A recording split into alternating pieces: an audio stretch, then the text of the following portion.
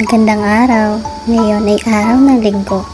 Tara, samahan niyo ako maglinis ng sala, kisaming ilaw at upuan. Walis-walis lang sa taas kasi maraming mga alikabok, tsaka lawa-lawa ng mga yung mga gagamba, mga insekto. Minsan yung mga lamok nandyan din, yung mga kasingit-singitan yan. Dapat winawalisan sa loob. Yan. Pasensya na kayo sa pag-voice over ko. Gawa ng maulan kasi ngayon. Tapos, kumakanta pa yung tita ko. Kaya medyo parang may, alam yun na, parang may kumakanta, may background song.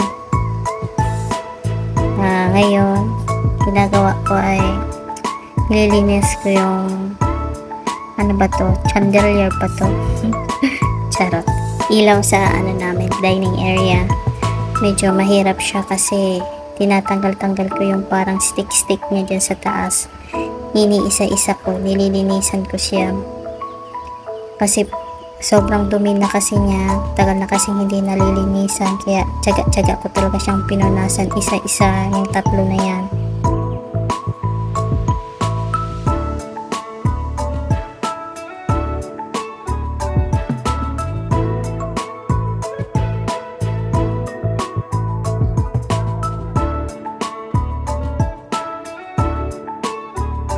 Yan, kung nakikita nyo yan, ganyan siya kadumi.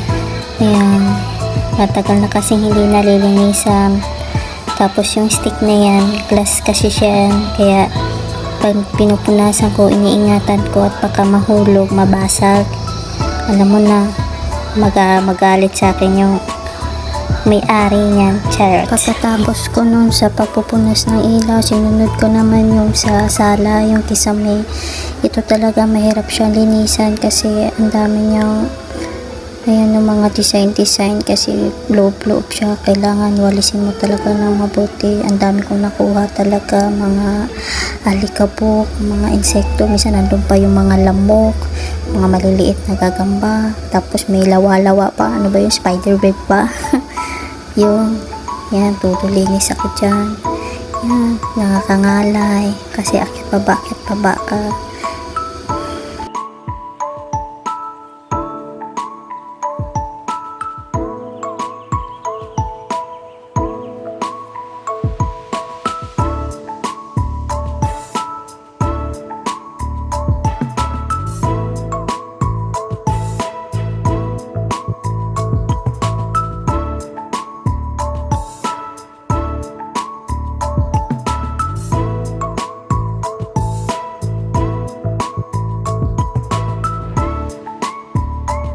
Pagkatapos ko, nagwalis ako kasi ang daming mga nahulog na mga dumi galing sa taas.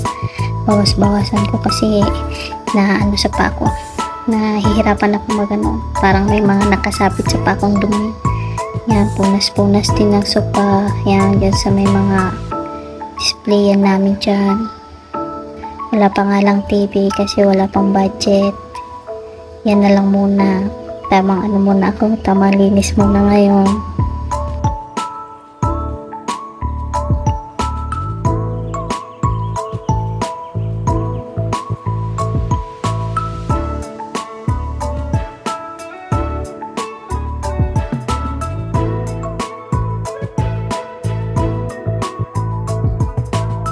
Alam niyo pa, pag nagwawalis ako, siguro mga 3, sinisigurado ko talagang walang alikabok. Paulit-ulit ko yung ginagawa kanina pa. Walis, panay walis. Sa tuwing mag-ano kong walis. Ayan ako kasi pag magwalis. Charot.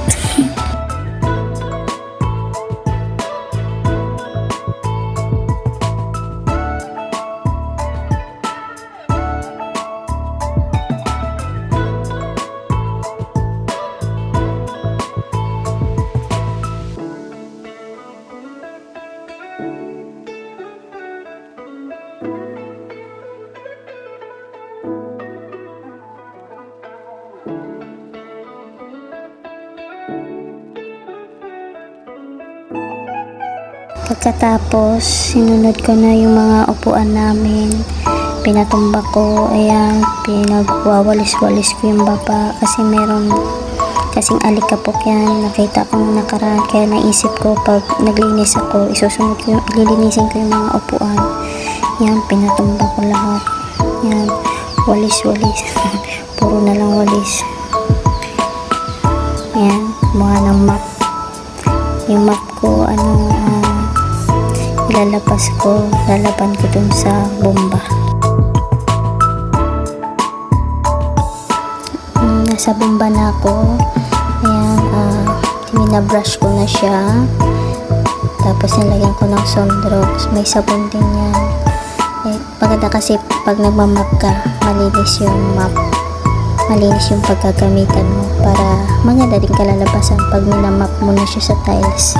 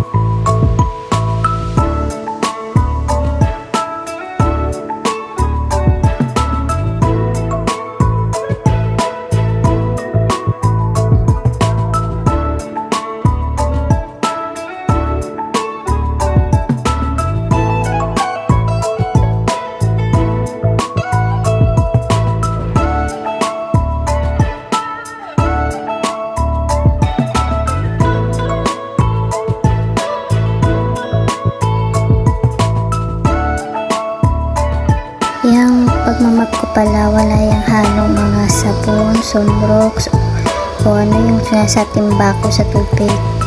Kasi sabi nila kapag naglalagay ka ng Sunrocks na gagamitan mo sa map, yung kintab ng tiles mawawala. So ang ginagawa ko dyan, tubig lang, tapos paulit-ulit lang map ko hanggang sa mawala yung baho ng loob ng bahay, ganyan. Okay, yun lang tapos pag hindi matanggal, lalaban ko ulit yung map, tsaka map ulit, ganyan lang gawin ko.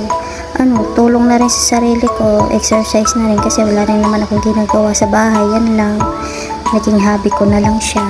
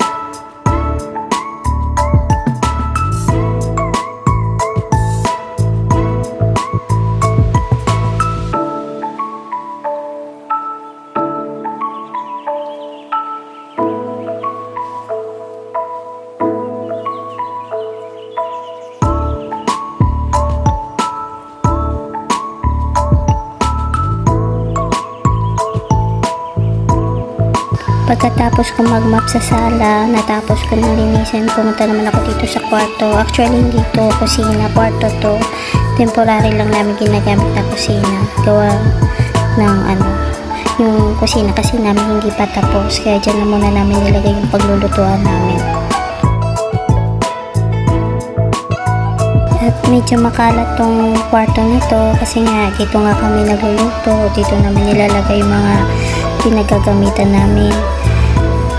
Nag-decide ako na syempre sa loob ng bahay kailangan malinis. Nilinis ko na rin. Yan, yung mga inisa-isa ko nang ilagay sa dapat ilagay. Yung itlog na yan, nilagay ko na lang sa ref para more space ba dyan sa lamesa. Kaya, yun lang.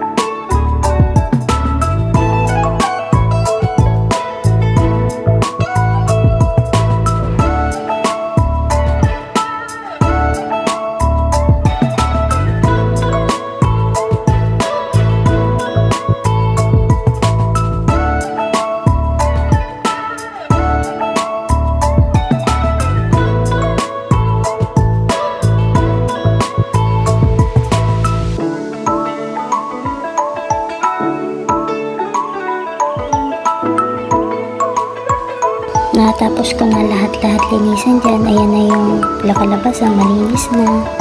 Yan. Ito pa sa sala, yan, malinis na rin. Wala nang dumi. Yan. Okay na, malinis na. Malinis na rin pati sahig, ilaw, tiles, at yun lang. Maraming salamat sa panonood.